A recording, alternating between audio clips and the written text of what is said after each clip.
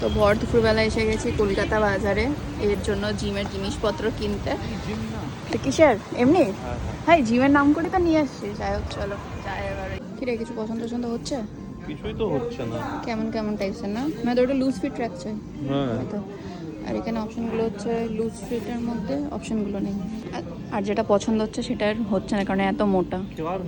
তোর হচ্ছে না, তোর ডবল এক্সেল লাগবে তাই তো?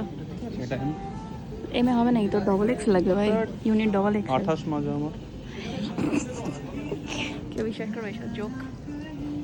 ওইখান থেকে নিরাশ হওয়ার পর আমরা এখন একটা অন্য দোকানে ট্রাই করতে যাচ্ছি।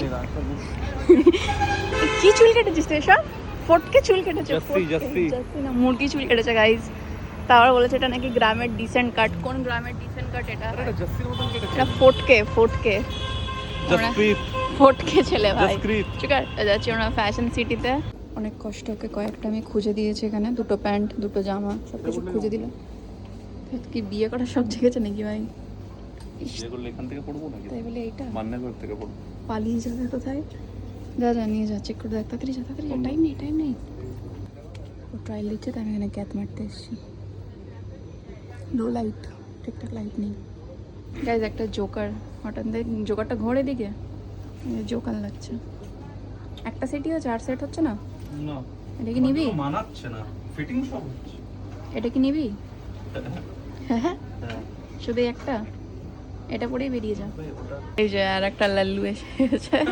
লাল্লু এইটা ঠিকঠাক হয়েছে তো তাই না? পেছনে কেন ভাই? মালাইকার কথায় বুড়িওয়ালা। যাই হোক এটা হয়ে গেছে তাই তো?